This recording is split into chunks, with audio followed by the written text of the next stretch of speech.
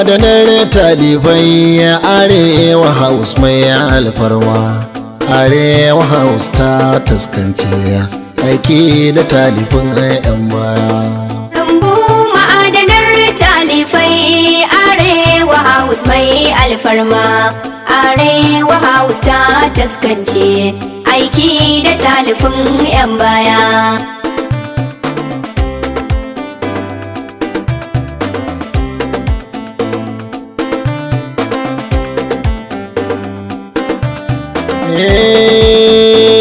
Allahu wallazi mai iko na dan waki dalaba ko gammo ka agaje na sarkin iko kan tafi in yi ko ba gamuwa komai yawa da girman aiki da kayi lamuni zai komowa hafifu zai zamo dan sauki na azadala ko ba gamuwa yaran bu karɓi wannan nan aiki kai mun gaman katar mai rumbu ma'adanar talifai Arewa House mai alfarma.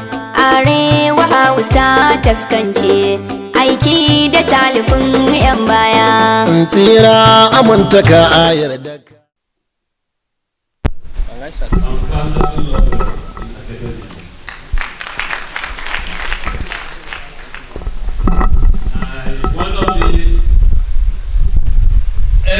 clearly known beneficiary institution head as a vice chancellor that I respect immensely.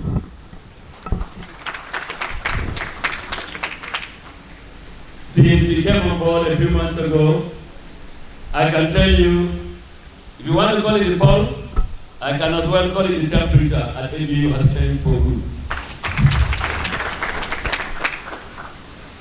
When I mentioned this earlier today, His Excellency the Governor of Kaduna State was clapping endlessly because he knows him and he taught him. The Director of Arewa House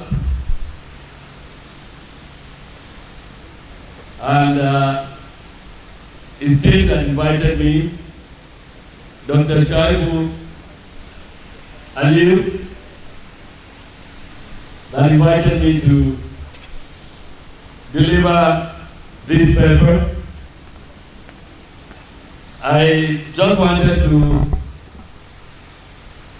start with the obvious, but it's only right that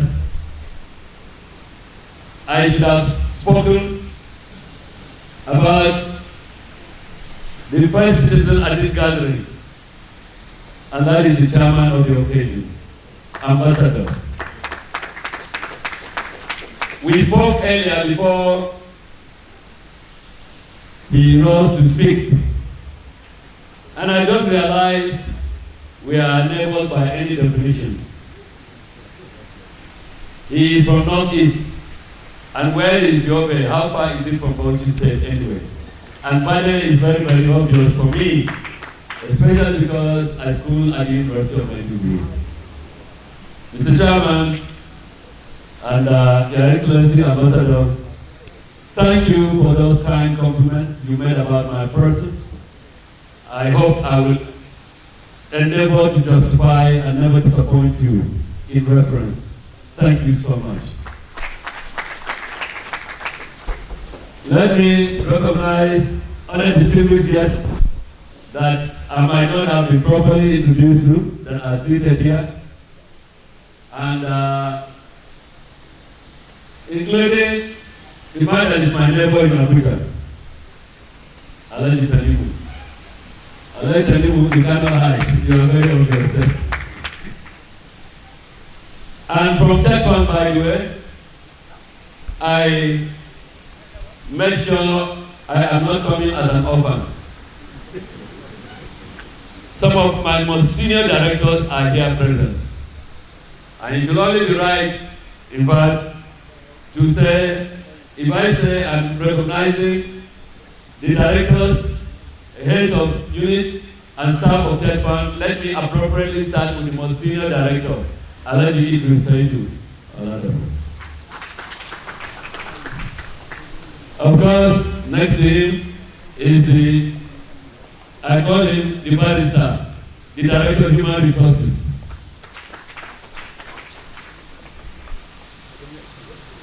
Wonderful. My God. This is good. So that's a good news.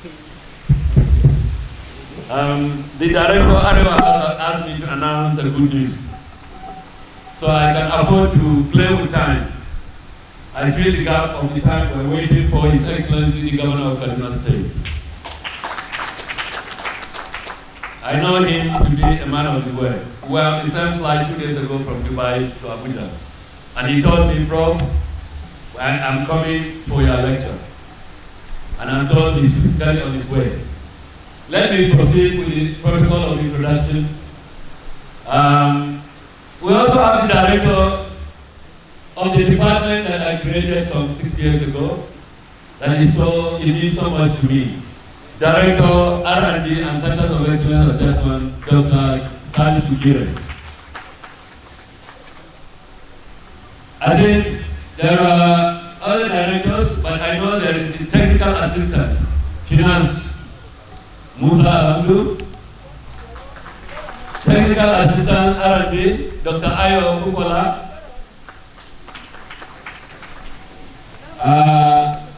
I simply like to call him my friend. Some other very senior staff from TEDFund, the man from Adamawa, he knows I also want to mix up, right?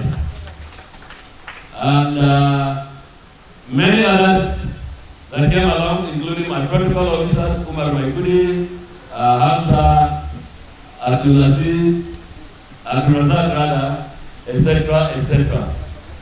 Now let me say this, that I suddenly realized that I asked that my people from Bauchi State should come and show solidarity, and they decided to surprise me. Believe me, I never knew that more than half of this hall will be filled by people from Bauchi State today for this lecture. I feel so honored, and God bless you all. God bless you all of you that came from Bauchi State. Your Excellency, thank you so much.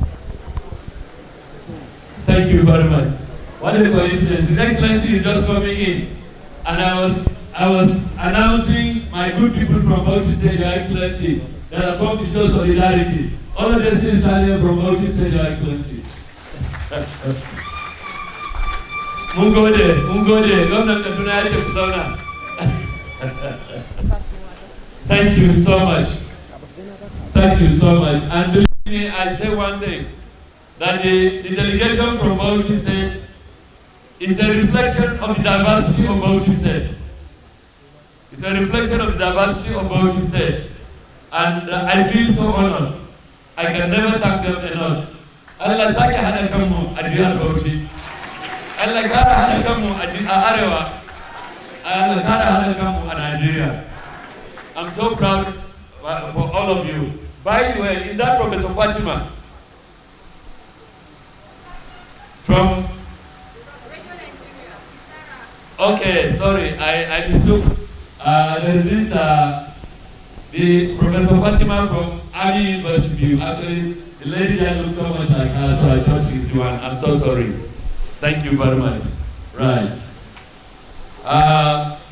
Well, I think I have to very specially distinguish, ladies and gentlemen, and with deep sense of honor and humility, announce very specially the arrival of His Excellency. I said something about him, that he's a man of his words. He's a man of his words.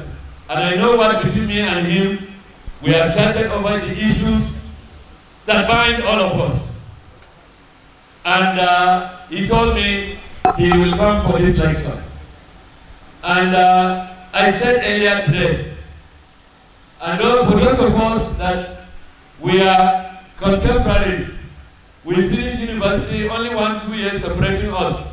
Some of us, they were in ABU, I was in my degree.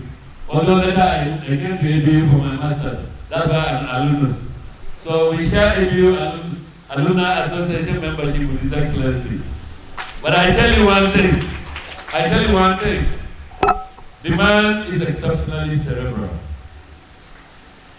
He will not do anything that will place him less than the first position in any class that we know him consistently. I have said this many times. Are we surprised that he is translated his intellectual capacity to impact for development for Kaduna State? No wonder. In fact, at some point, somebody said recently, if you are away from Kaduna town for 6 months, you will miss your way, because new roads are emerging so regularly courtesy of this governor, His Excellency, Governor Arewa. That is just one aspect. There is the intangible transformation of Kaduna State that is the time that will even last longer. We remember the issue of unqualified teachers that had to be rooted out from the system. And I know that, incidentally, it is something that anybody in the education sector, if you know the problem that we've had over time in respect of teachers, you will support and encourage that he came up with that policy. It has always been said, a student can only be as good as his or her teacher.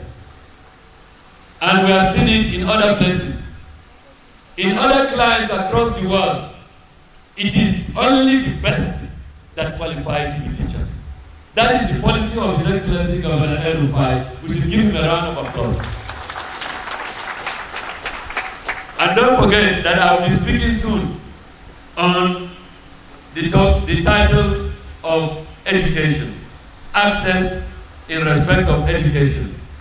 And so, we have, some of us have always said that for some of us that benefited from public education system, we owe this country, and particularly this generation, giving back to them what the country has given us. That is precisely what His Excellency has been doing here. And I think we appreciate that if you see the rating and the ranking of the educational system in Kaduna State, it has been rising and rising and rising. Your Excellency, the Chairman of the occasion, the Vice Chancellor, A.B. Zaria, the Director of Arewa House, distinguished ladies and gentlemen, having taken the liberty to make introductory remarks, let me proceed. I said I was given a title and I amended it to suit my preferred purpose, and I will explain. Anyway, I want to thank the Director of Arewa House, Dr. Shaibu Aliyu, for this honor. And I think I shouldn't be considered to be repeating myself too much if I also thank the Arewa House for the awards and recognition they gave me today. I deeply appreciate it, and I will never forget this. I have done whatever I needed to do to support the Arewa House and what it represents for the North. Today I have additional reason to do even more. I promise you. Anything that will bind the North together, anything that will make the North improve in its capacity to be competitive at the national level and at the global level, I identify with it and I will support it.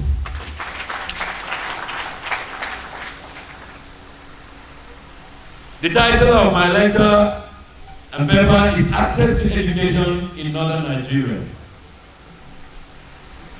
That was what Arewa wanted me to speak about, and I told them, if they don't mind, let me add a second section to it, and they said they have no objection.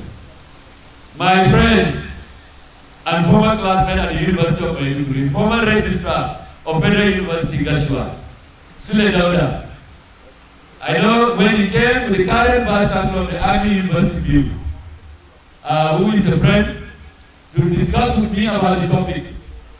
And I told them I would not want to speak about that topic standing alone unless I import an aspect that I'm eager to share with my colleagues, the elite of northern Nigeria.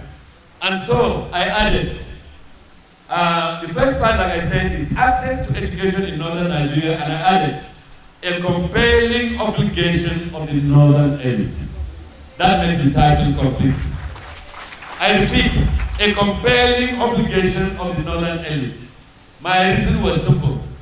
I felt for too long, when we speak out there in the public forum, you are likely to see people criticizing only the political office holders and the leadership. And many times, the speakers exclude themselves, even where they may be holding positions of leadership. But of course, they forget that there is a reference that they cannot run away from. And I decided to use the word elite. And the fact is, if you are a leader, if you attain a certain position in life, and society looks up to you, you have responsibilities.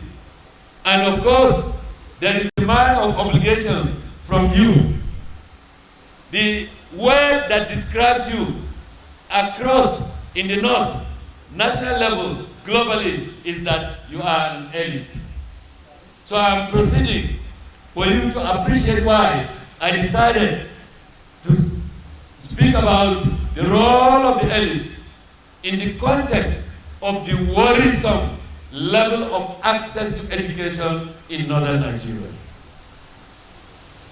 And I am starting my lecture with what I call background of the title of this paper in its context.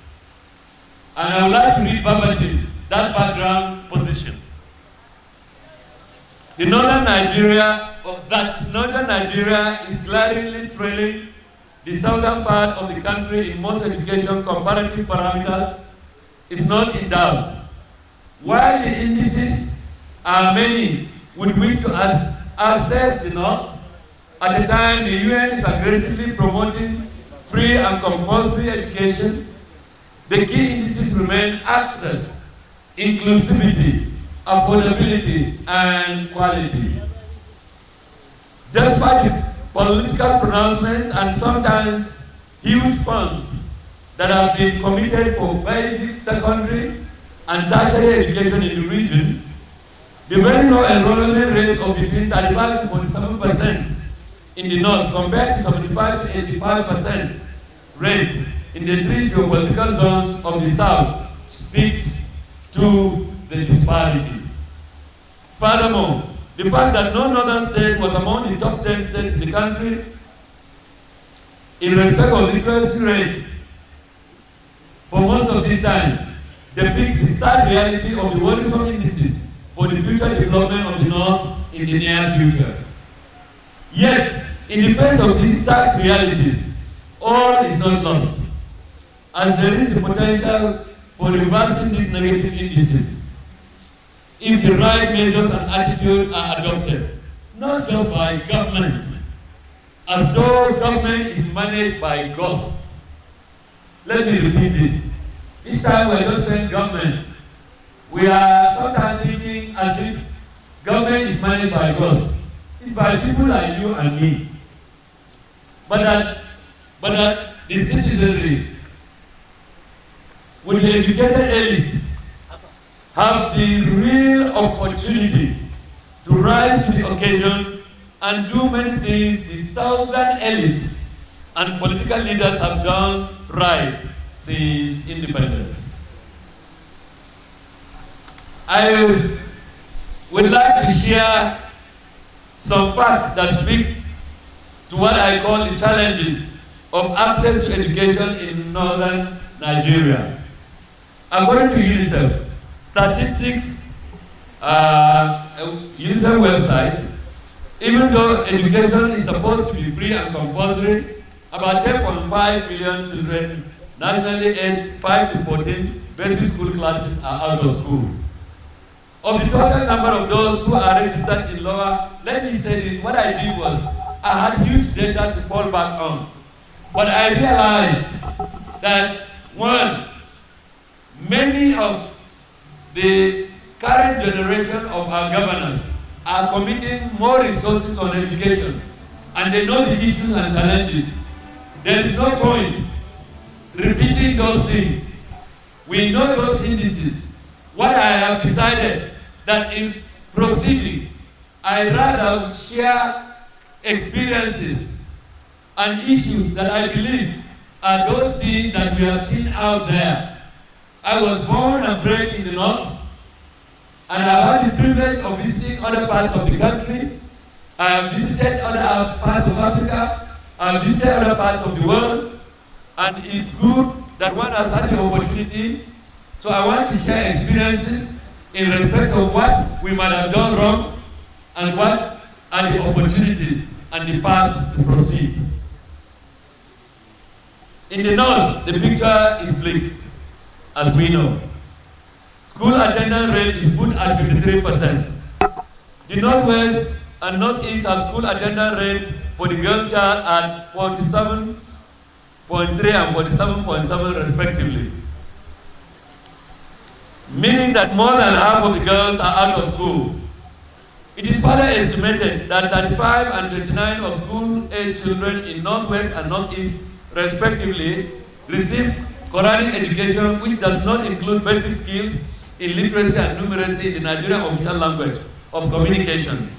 And because of that, government does not consider them as out-of-school children officially. This may be the reason for the attempt to integrate the Quranic Sangaya Al-Majri school into basic school system. These realities are indeed worrisome to every one of us when we consider the fact that education, and in particular formal education, has consistently rise from colonial days to today, remain the key socio-political as well as socio-economic means of advancement, empowerment, and progression overall. The Child Rights Act, UNICEF 99 stipulates, and I quote, every child, male or female, is entitled to receive free and compulsory basic education and equal opportunity for higher education based on individual ability. This has since been domesticated and captured in the Nigerian National Policy of Education. Access to education in Nigeria is driven by various factors, and it includes economic barrier and social cultural norms and practices that discourage school enrollment, retention, and completion, especially in formal education for both gender, but that of the girl child is the worst. Of recent, the North has witnessed series of security threats. We know it in the Northeast in particular, and as you can imagine, both by way of the decimation of physical infrastructure for learning that we are seeing in the Northeast, it has compounded the problem of access to education or truancy, or of course the percentage of out-of-school children as we were in our own, because I come from the Northeast, our own geopolitical zone, where most of the parameters are most pathetic anyway. Of course, the figures, I've listed a number of figures that perhaps I do not have to go into them because, like I said earlier, I wouldn't want to bore you that, because we know that most of the statistics about the relative backwardness of the North set against the South we are familiar with. USAID launched a 3-year education response initiative and a number of others in the Northeast in 2017. It targeted large population of IDPs, etc. It is common knowledge that internally displaced persons continually struggle for basic survival needs. Of course, that is obvious without overemphasizing it, as it were. Now, more recently, the COVID pandemic has complicated matters. And as we know, overall, the statistics that I will be mentioning some of them later in respect of numbers of universities compare North and South. And when you disaggregate the number of universities state by state, the data are there in my paper. You will see very clearly that the southern part of the country have more private universities. Just as we know that that is virtually the same position even for lower level education sector, that is the basic sector. And that there are more ICT facilities available in the private institution as you were, both at the basic, in fact, as well as tertiary institutions. So that shows clearly that they know because those things are not as much there, we have that disadvantage additionally. A number of those tables, for instance, the rate of out-of-school children, clearly as you will see, if you have my lecture, you will see the figures there with Northeast, Northwest, and North Central having clearly the highest number of out-of-school children. And for instance, I think you will see many figures where comparatively our target are less than 1/4 of the average of those states as it were, particularly southwest of Nigeria. There are other tables and graphs that I have made available in my lecture. Like I said earlier, I do not intend to leave you. For those of you involved in research, those of you involved in policy, you have some of this data. I know that sometimes we have the issue of some data that you have to be sure of it before you make pronouncements about them. So, but the glaring reality is that we accept that we are trailing overall. And I think that is the more important thing, both at basic and at tertiary education levels. Now, in respect of universities in Nigeria, the geopolitical distribution pattern, I have the tables as well as, for each of the geopolitical zones, and for each geopolitical zone, the states as it were.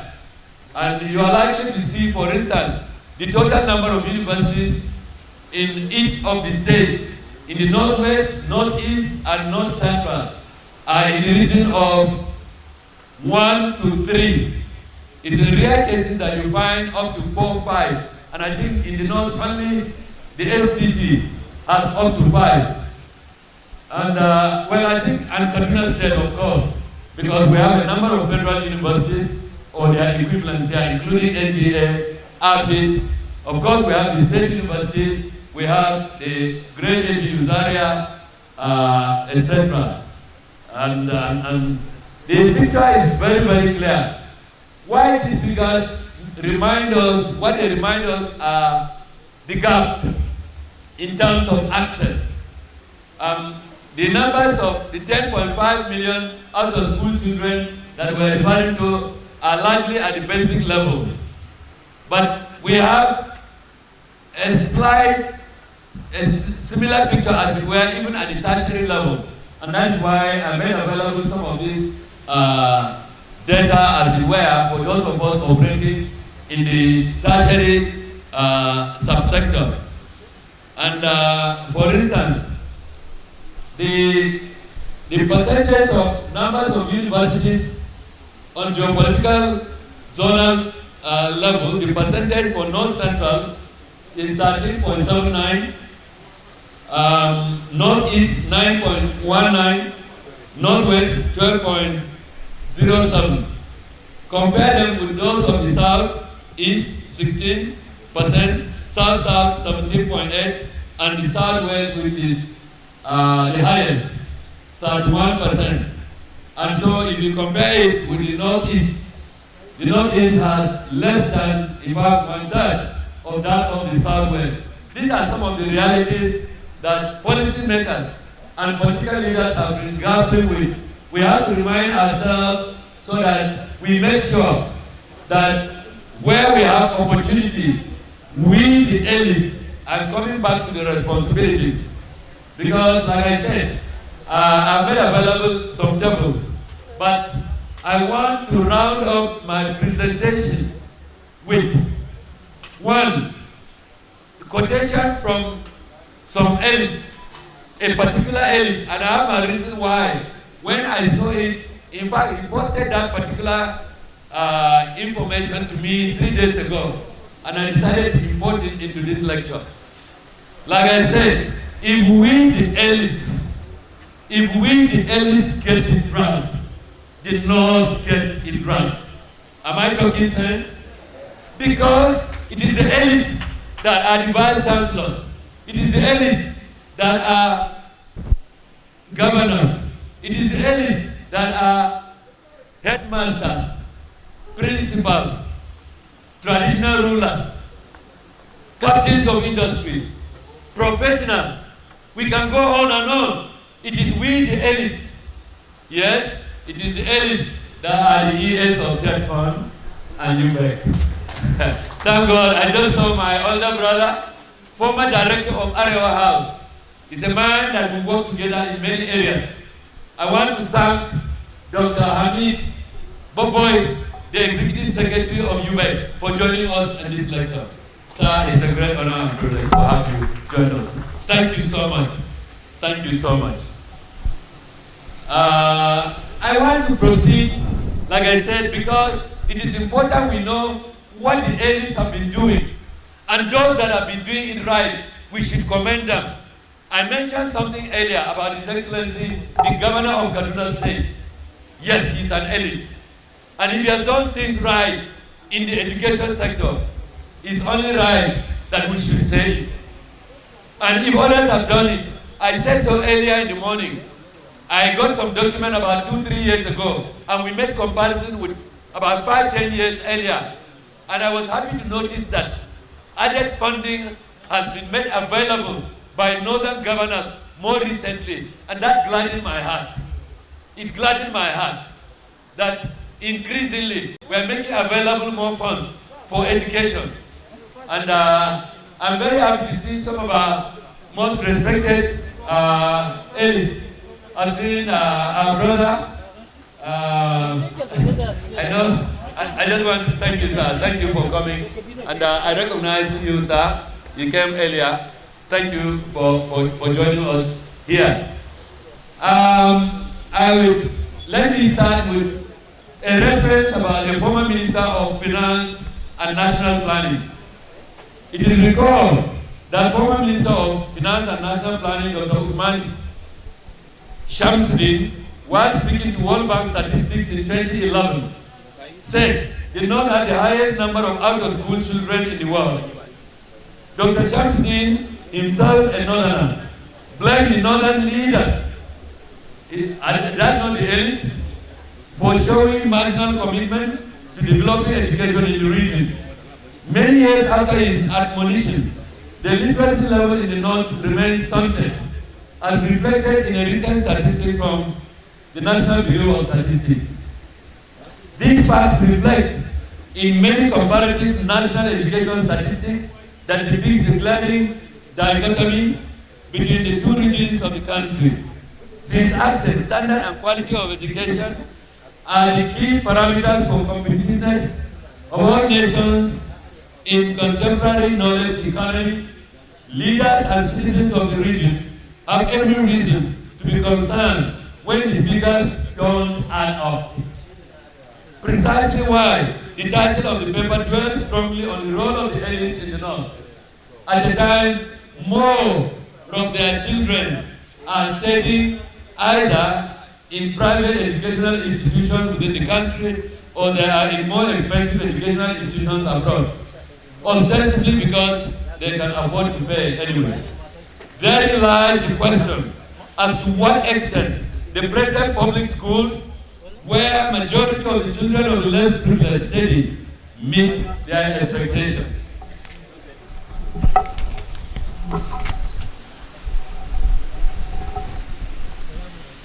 The following personal communication by a senior colleague and former Vice Chancellor of Federal University of Technology, Yola, Mountain now, Professor Salisu Mustafa, he sent me this piece, like I said, 3 days ago.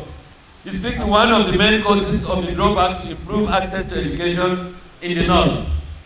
In the letter titled Letter, quote unquote, Letter 2, Northerners toward finding lasting solutions to the recurrent problems of Almajiri and Almajiranchi, he proceeds as follows. Let me start. It says, it has been long since we have been discussing and lamenting on the recurrent and adverse effect of problems caused by the ever-increasing population of Almajiri children aged between 3 to 17 years, estimated at between 3 to 4 million, and Almajiranchi mostly in the north. I have since been mulling the idea that those with the means need to evolve a long-term philanthropy project. Who are those with the means? It is the elites. Solely aim at addressing the problems. However, there will be need for support, guidance, reflection, and participation by all, and show concern and long commitment to the plight of these helpless children. With concerted effort, we can give them dual education and technological and vocational training. Professor Salisu is an engineer anyway. And transform them to becoming self-reliant, self-employed, and useful citizens to eventually continue to contribute rather to the socio-economic development of society. The proposal is still at the discussion stage, for which he said opinions are invited and stakeholders are requested to make their contributions.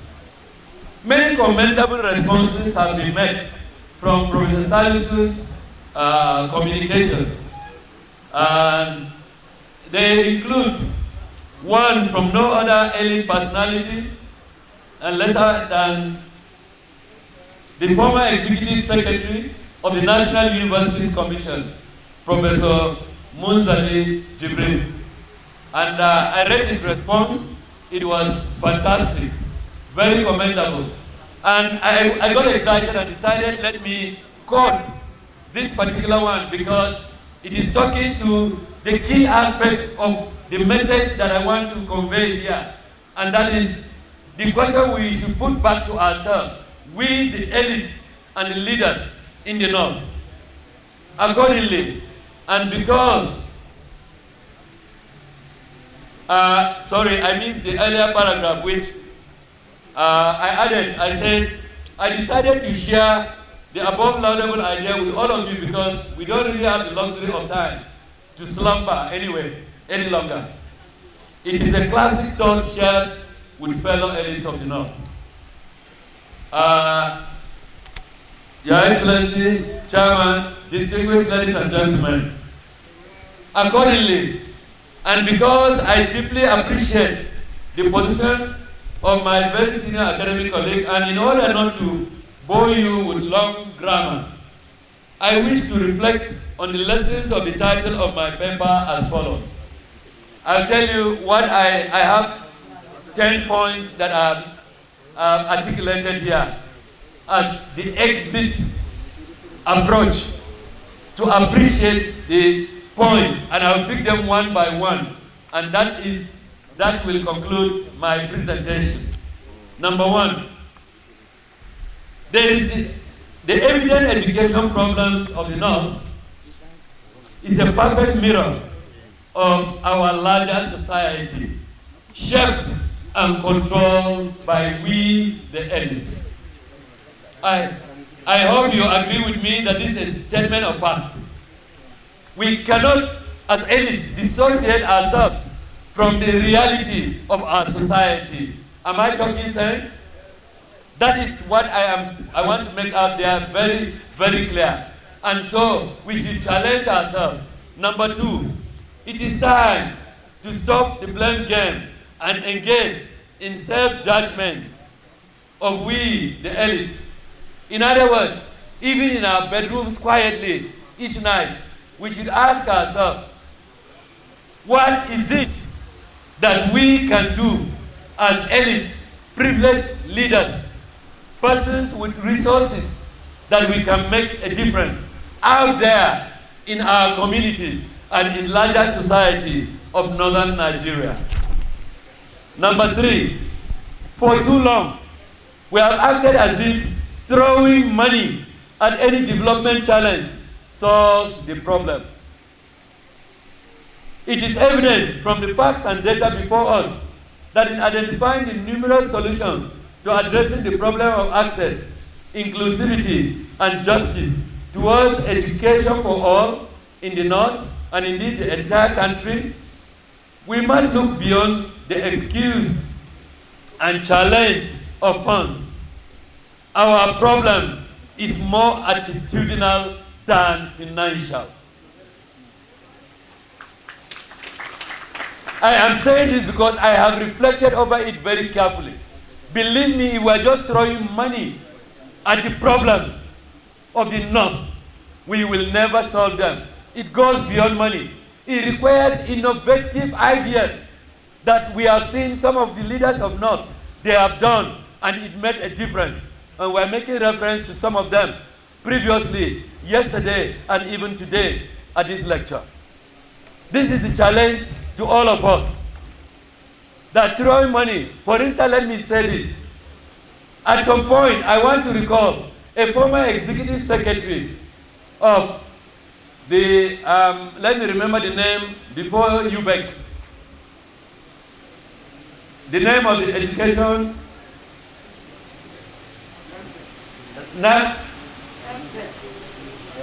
NPEC, National Primary Education Commission. Right. I want to recall the former executive secretary, our older brother from Gombe, Professor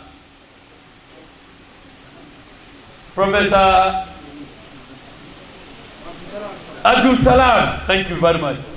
Right, Professor Abdul Salam. Even if for a moment I forgot the name, I will not forget what he said, and that is what I want to share with you. At a public function in ABU's area, he said, from the records in his office at IMPEC, he realized that a number of states in the North have made a case for added funding, and in the process, they falsified figures, or if we are to be frank, they inflated figures so as to get more money from the center. But that what they discovered from investigation and research by his agency was that the monies were diverted. That is immoral, unacceptable. To make a case of funding as a problem, and you get the money and you divert it for unintended purposes, definitely not education. That has been a problem. And if that is happening, and I know it's still happening, sometimes we have the misconception that it's just the money. If the money is not properly applied, or applied because we've had monies in some of the education ministry in some of the states in the North, where, believe me, they would rather be making available money only for procurement when there are higher needs for capacity building of the teachers, welfare and well-being of teachers and pupils. That will amount to misapplying funds. You are not diverting, but you are misapplying the funds. We cannot progress. We were to continue that way. Number 4, we must take seriously the social and demographic facts related to and or consequent to population explosion and academic and endemic cultural practices that negate educational development and overall progress. We are aware that the issue of population explosion, let me quote my former Vice Chancellor, Professor Jibril Aminu, about 4 years ago, in a public lecture. Jibril Aminu had said he is worried that we are not taking the issue of population explosion serious enough. He said at the national level, but he's more worried about the North. And I want to repeat it here, and that the demographic realities are very worrisome. Many of speakers, I remember the other day we had Dr. Bugali gave a very brilliant lecturer at the Federal University, Gusau, some months ago. He spoke on these issues. And I remember a number of you here in your previous presentation, those of you that are concerned and have been offering suggestions on how to ensure that we get it right in the North. The points have been very clear that we must get it right and focus on the appropriate things that have been responsible for our backwardness. We must, number 5, we must reflect and address the northern paradigm of the systemic educational exclusion of segments of our local communities as the face of rural, suburban, and even urban North. Now, I'll tell you one thing. Sometimes I close my eyes and I want for you to imagine where someone has no access to education. I want to use myself as an example. I tell people that are close to me, I tell them, sometimes I just reflect over and imagine, if I did not have the benefit of education, only God knows, if I had attempted to be a truck pusher, I may be the worst truck pusher. Only God knows what I would have been. But that I had the privilege of education. And at that time, most of us that went through training from primary school to university level was either outrightly free or next to free. And in fact, at secondary school, government secondary school, you were even given transport money. You were given some supplementations in some of the states and regions, as it were, or sub-regions in this country. And most of us that had that privilege, today, we are in charge of this country. But we often forget that that same society that trained us has so much expectation and that we cannot fail it. We cannot fail it. We must do things differently. We must give back to that society. These are some of the challenges that I said I want to talk to the elites and indeed the class of people that represent the rest of us that have been privileged, and even some of us that are even more privileged that are occupying offices, elected or appointed in society today. Let me mention this, that talking about privilege of access, somebody reminded me only yesterday that Professor Elias Bakar, we know that he's a Fulani man, that he did not initially start going to a classroom through formal admission. That maybe because there was a primary school nearby where he was shepherding animals as a Fulani man, he will walk across to the primary school and stand by the window and will watch them. And subsequently, they took note of him. And they went and pleaded with his parents that it seems this young man is interested in education. Cutting the long story short, if you know the story of Professor Elias Abubakar by this reference, and you know that this guy eventually emerged as one of the veritable geniuses that ever came across in the education sector in Nigeria, you will see it as a miracle. This guy ended up with first class in mathematics at the University of Ibadan. The Jibril Aminus and many of the Northerners that we know them, that made us proud, they came out from among us. Out there, sometimes there is derogatory references about some of us because of the tendencies and where we come from.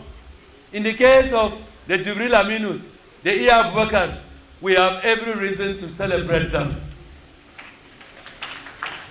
That is exactly what we are trying to say, that if we get it right and we create opportunities through equitable access, then those that could be wasted and wasteful will turn out to be presidents of Nigeria tomorrow.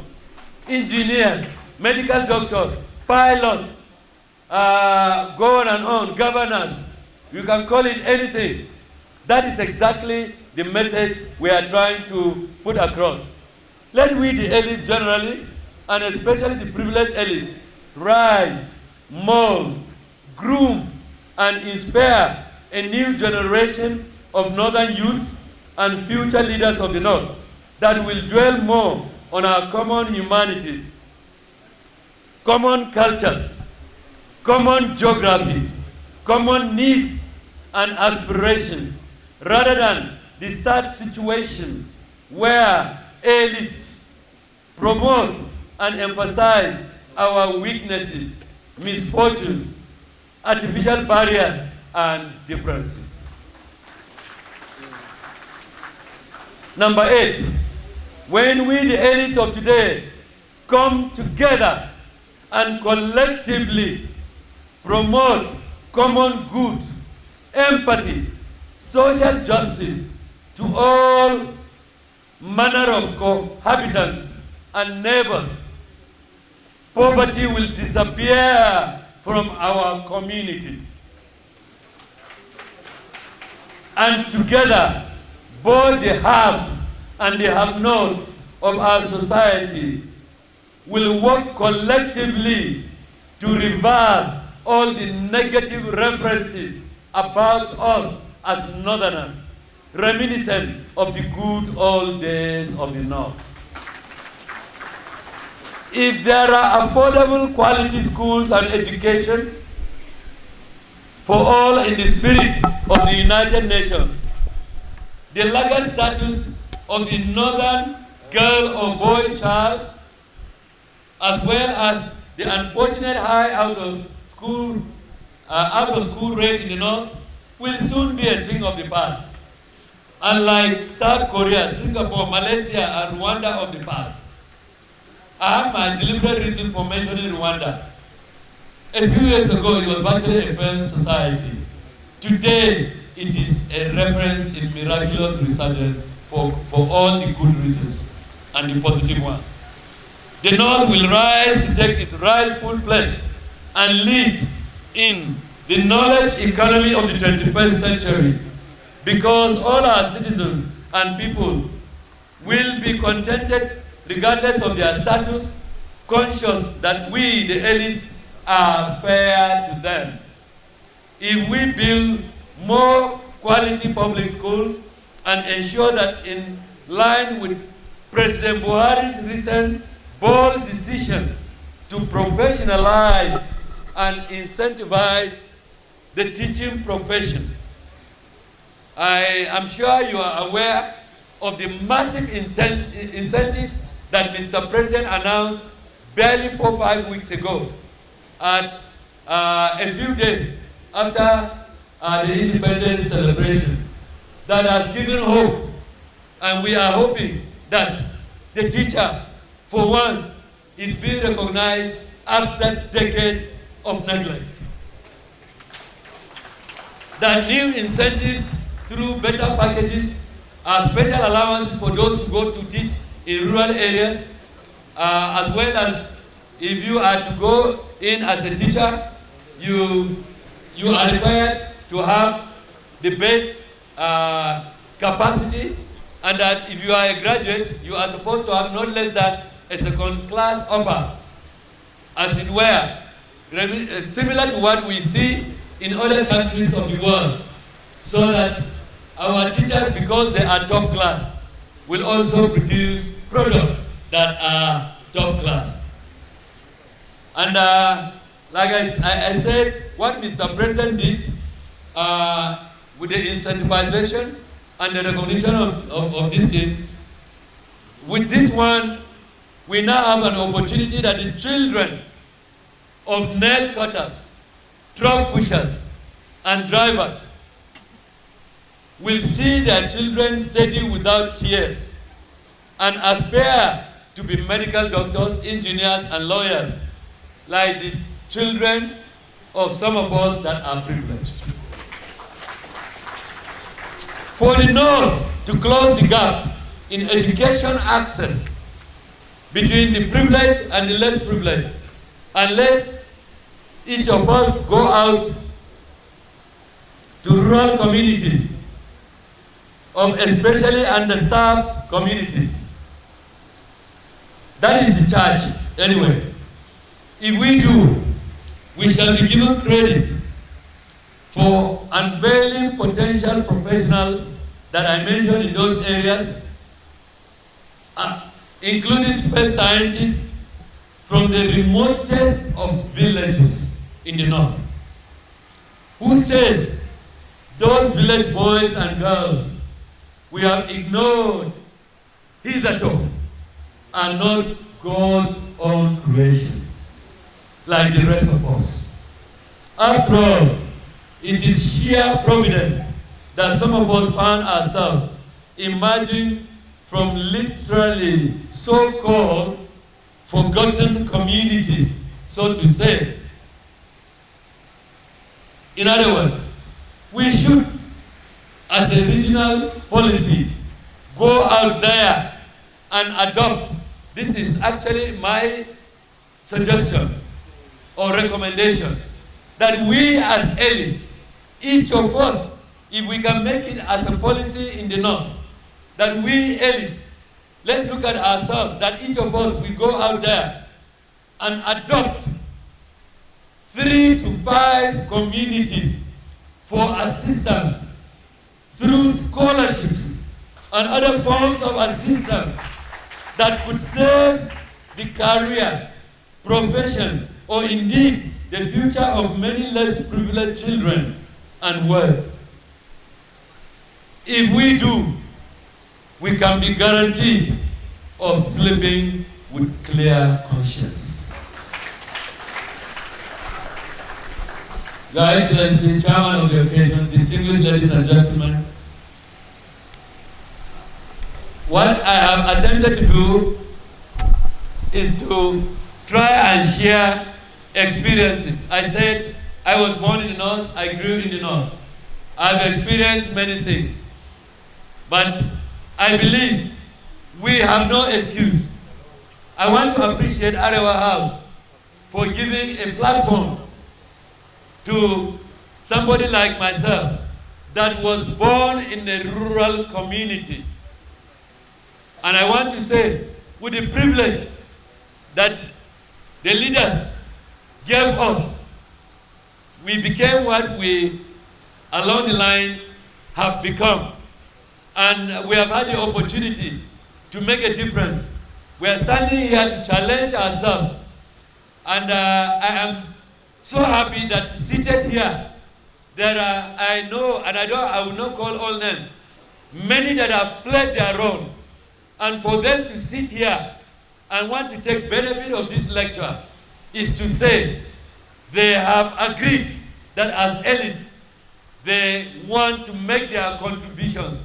And I will not be surprised if in the next 1, 2, 3, 4, 5 years, communities are adopted in numbers, not necessarily communities just in our backyard. If I am from Bauchi State, I should be able to walk across to Sokoto and adopt a community there. It may be a primary school that I may renovate from an extra allowance of mine as a professor, who knows, even as ES of TEDFund anyway. These are some of the things that I believe the southern part of the country has done more than the northern part. Let's be frank about it. There are many things that we can learn from some of the things that has happened in the southern part that we can pick and copy.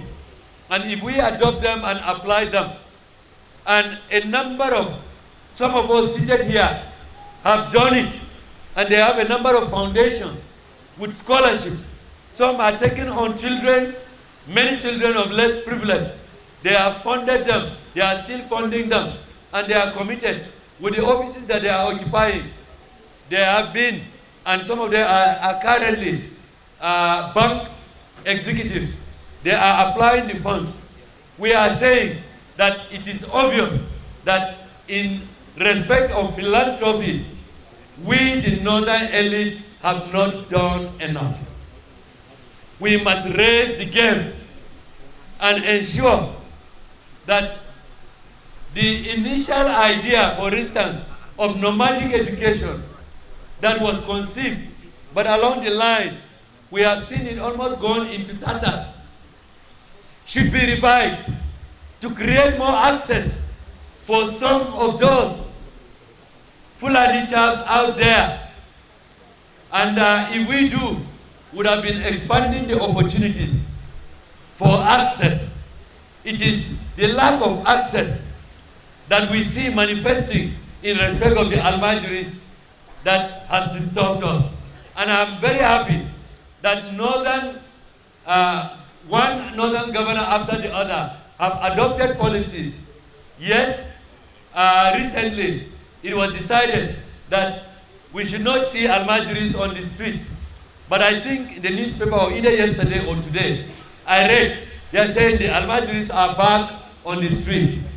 I think there is need for collective intervention by not selective, but all the governors of the North.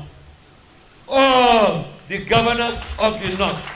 If some of the governors act right and others do not do so, then it's only pockets of the North that we may be seeing improvement and changes. I believe that if there is a collective decision by the entirety of the northern leadership, the governors lead us, the elites we queue in, I believe that that will make a difference. And I want to say this, that some of us that have studied with other Nigerians from the southern district, we know that we have no excuse to feel inferior. In fact, let me say this here, that I went through a missionary school, and in Gindri, we had few Muslims in our class. But I tell you, the highest number of prizes collected in my set at graduation was by a Muslim Fulani boy. That is a message that many, because they have not had the opportunity, they have had their future thwarted. Here we are. God has given us the opportunity. Many of our elites here have done very well, and we are commending them. Those that have not thought about doing things that posterity will remember us positively, this is the opportunity. And at the platform of Arewa House, we are saying, let we, the elites, come together, whether it is through platforms like Professor Salisu Mustafa will use to communicate, or it is foundations, or it is our position as vice chancellors, as governors, as ministers, or whatever we find ourselves, bank executives, traditional rulers. Let us use it to make a difference. In the South, I understand one thing.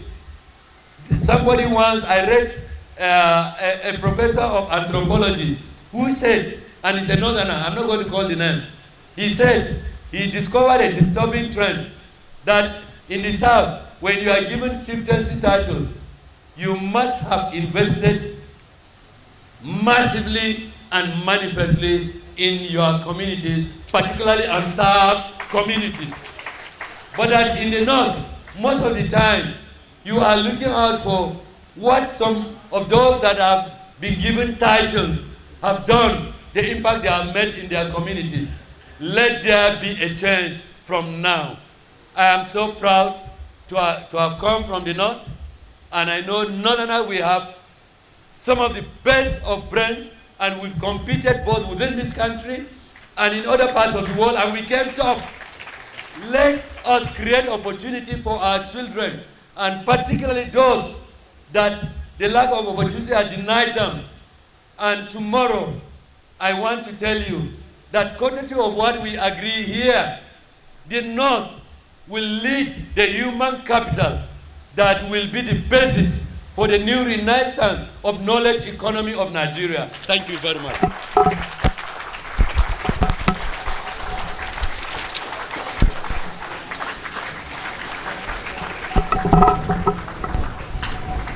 Round of applause.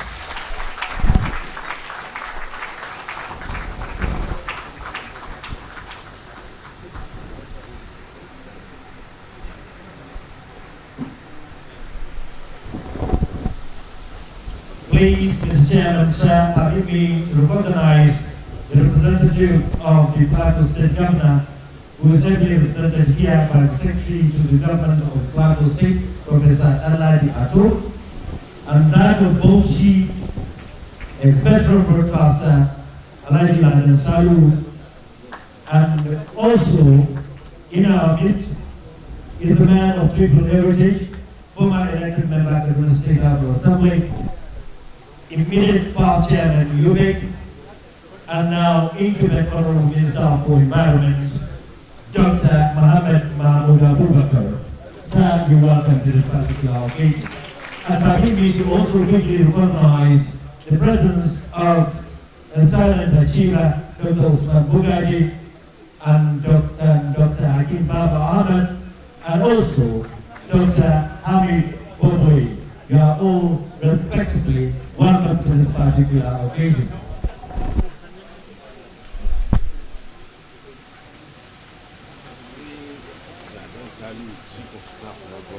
This is the rare opportunity bestowed on me to call on the number one citizen of Kaduna State, Malam Nasru Ahmed and Rafai, to come and make an address. Sir.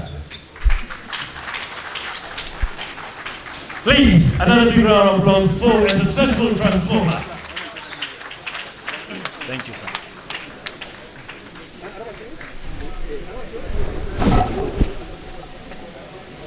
Your Excellencies, the representatives of the various state governors here present, our elder, Wazir Fika, the chairman of the occasion, the vice chancellor, our guest speaker, Professor Bogoro, distinguished ladies and gentlemen. First, I want to apologize to Prof and the chairman for coming in late. But in the earlier session, some governors were present and I had to see all of them off before coming back. That's why I was late. I apologize. I want to thank Professor Bogoro for his very insightful and deep lecture on a very topical issue. I think for many of us that are part of the club of elites, particularly in northern Nigeria, we all know that the fundamental problem bedeviling our region is education. So to speak about the access to education and how to ensure that each and every child in northern Nigeria has that ladder of social mobility that education provides is quite timely.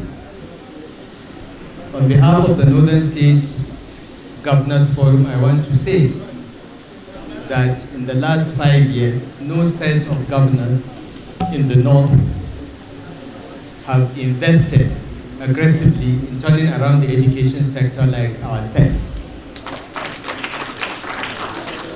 Of course, some are doing more than others, but I think there's general recognition that we have to do something about education. It is up to us here in this room, or the people that Professor Bogoro rightly called the elites, to push harder, to engage more with the state governments to ensure that we invest more and more in education. And as Professor Bogoro pointed out, investment in education is not just buildings. Building classrooms is easy because those are contracts. That's procurement. Everybody wants to engage in procurement. I think the challenge in education is understanding that The quality of education depends on the quality of the teacher and the tools and the incentives made available to that teacher to impart education to the child. And that can be done even under a tree. So it is very important that northern leaders go back to education, because many of us are beneficiaries of the vision of Sir Ahmadu Bello to ensure that every child in the north gets affordable and quality public education.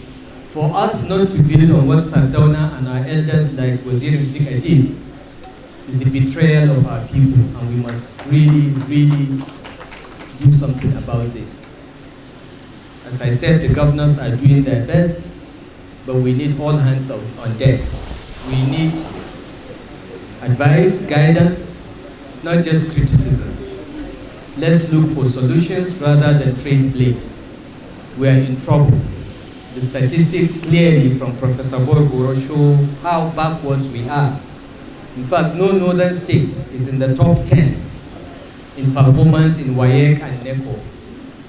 I'm proud to add that Kaduna State is the top in the north, but we are only number 12. We are struggling harder to be among the top 10, and by the grace of God, we will get there. But we have to do something about this.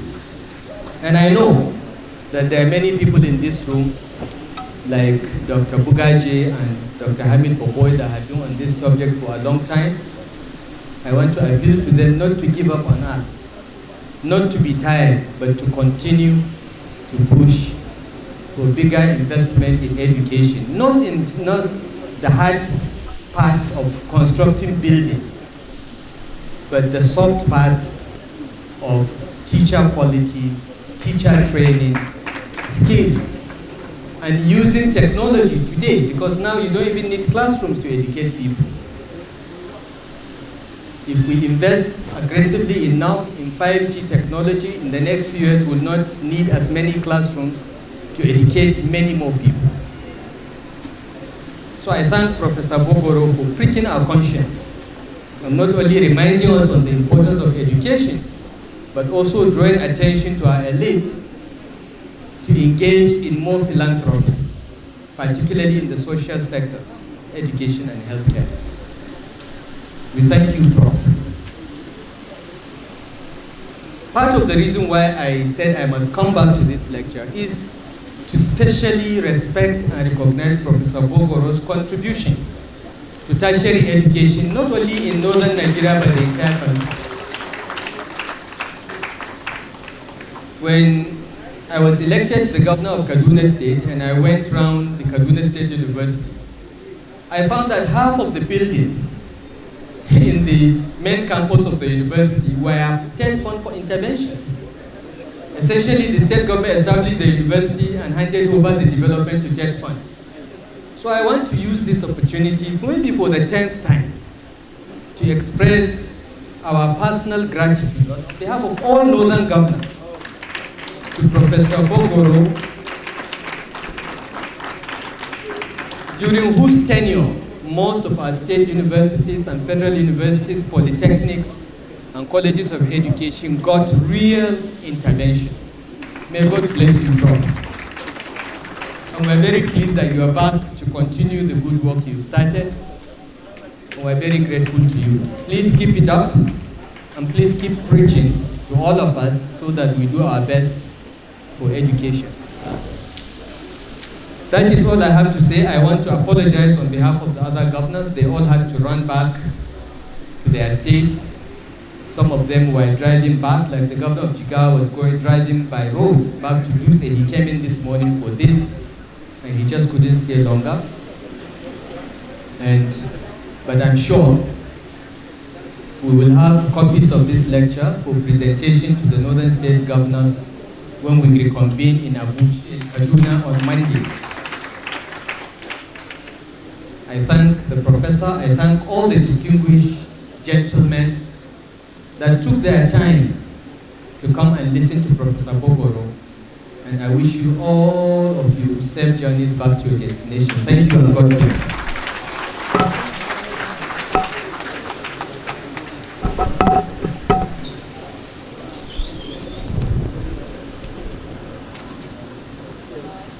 He said it all, ended up by saying thank you, and we also say thank you, His Excellency, the Executive Governor of Kaduna State, Madam Nasru Ahmed Rufai, CF, OFR. Another big round of applause for him. We are gradually winding up. Permit me to call on Dr. Shuaib Bushiwa Aliyu, Director, Arewa House, Kaduna, to deliver the vote of thanks. Sir. Assalamu alaikum wa rahmatullahi wa barakatuh. Actually, I want to sincerely thank Mal Nasser Rufai for finding time to come for the second time to attend this function. Actually, we are very grateful, Your Excellency. We also want to thank the chairman who actually he was with us throughout this morning and for the past 2 days assisting us in the planning of this very event, the celebration of this Arewa House. We also want to thank the Honorable Minister of Environment for finding time to attend this function. We are very grateful to the Honorable Minister. The President of the Governor of Plateau State by the SSG, we express our gratitude for finding time to attend this lecture. To the guest speaker, actually a word will not be enough to express our profound gratitude to him because he has shown interest quite a long time to really, since we approached him,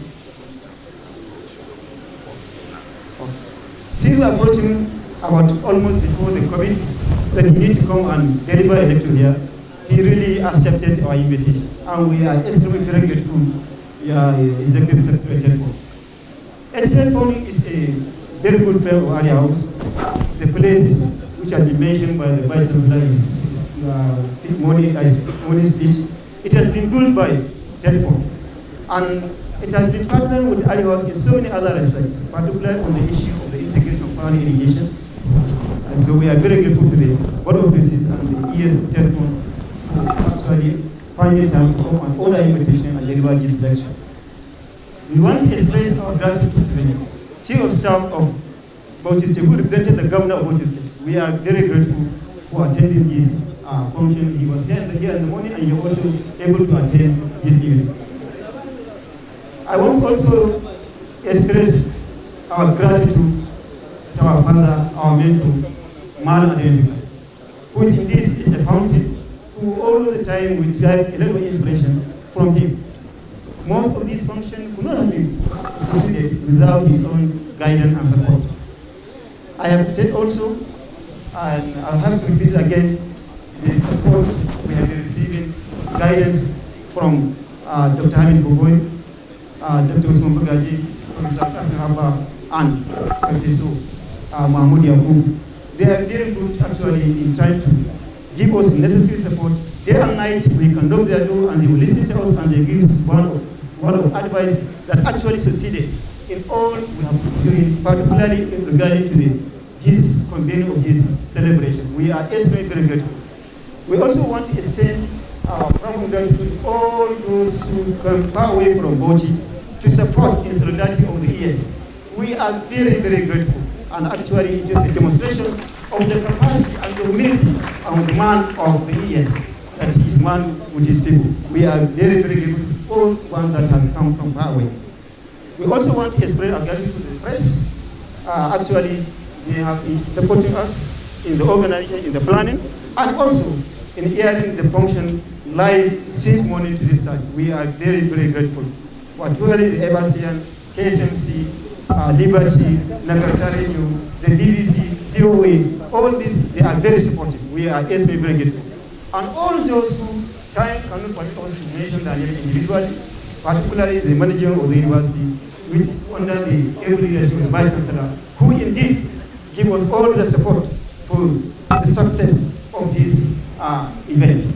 We are very, very grateful. All other management staff, all other Vice Chancellors, rectors, provosts of college education that attend each function, we are very, very grateful. Thank you very much. Thank you very much. And now for the closing prayer, permit me to call on Madam Usman Suleiman, Curator, Museum House, Museum Area House, please.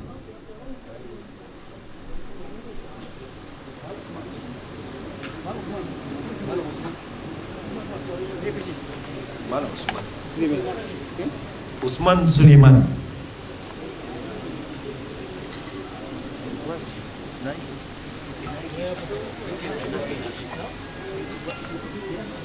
Okay, let me call on Engineer Isu Agalla for the Christian prayer, please, before the arrival of Mala Usman. Please.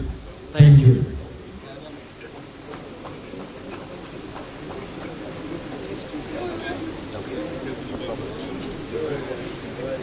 Shall we pray? Our Heavenly Father, we thank you for a moment like this. We thank you for making this program a success. We thank you for the resource persons.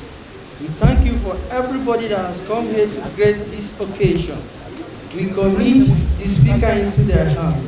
Replenish him with more wisdom. He shall be a point of contact with so many communities, to our country and the world at large. The message we have gotten here today, our elites, may they rise up to the challenges. May they do what is supposed to be done so that we have a better country, a better northern Nigeria. Bless this country, bless Kaduna State, bless Arewa. Shall we say the Lord's Prayer together? Our Father, who art in heaven, hallowed be thy name. Thy kingdom come, thy will be done on earth as it is in heaven. Give us this day our daily bread, and forgive us our trespasses, as we forgive those who trespass against us. Lead us not into temptation, but deliver us from all evil. For thine is the kingdom, the power and glory forever and ever. Amen. Thank you. Now, Managing Director, Arewa, Dr. Umar Yaya. Son. Assalamu alaikum. Allah ala Nabiul Kareem. Allahumma salli ala Sayyidina Muhammad wa ala ali Muhammad. Kama sallaita ala Ibrahim wa ala ali Ibrahim fil alamin innaka Hamidum Majid. Wa barik ala Muhammad wa ala ali Muhammad.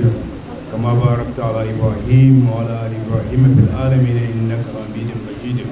Allahumma rabb hadhihi da'wati tammati wassalatu qa'ima.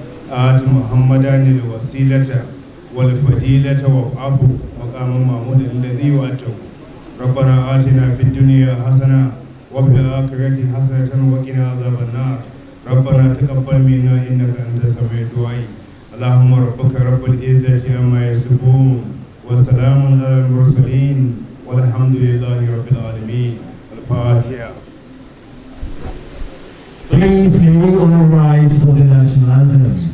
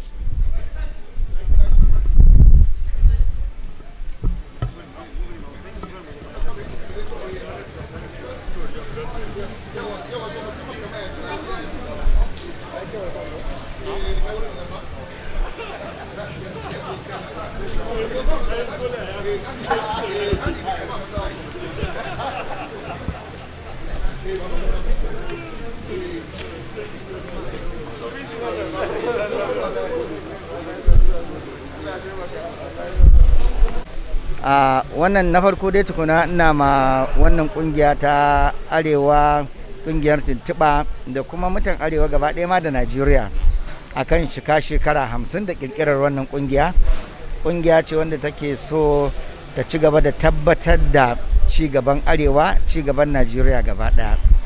Yau wannan kasida da aka gabatar akan ilimi ne a Arewa da kuma ta inda za a bullo mishi. Abu ne kuma wanda yake ya yi daidai da aka bullo da magana yanzu, domin muna fuskantar kalubale na gaske akan harkan ilimi a Arewa. Tsakani da Allah, kudancin ƙasar nan sun sha gabanmu akan harkan ilimi, kuma wani abu na iya cewa sakacinmu ne, kamar yadda aka yi bayani. Ya zama wajibi mu ƙirƙiri hanyoyi da za mu farfaɗo da ilimi. Shugaban ƙasa Allah da ikon shi ya jagoranci wannan, domin kwanan nan sanin ku ne ya yi yunƙuri, babban yunƙuri na inganta albashi da matsayin malamai a ƙasar nan. Wannan ina gani tafarki ne na farko wanda zai ma ƙara jawo mutane su shigo ainihin sana'an koyarwa.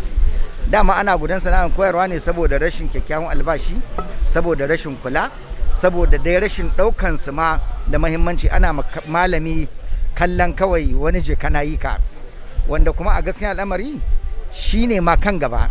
Duk wanda ka gani yanzu, shi wannan profesan da ya wannan gabatar da nan kasidan, inda bai samu malami na firamare tun farko ba, da kasancewar shi haka da zai mashi wuya.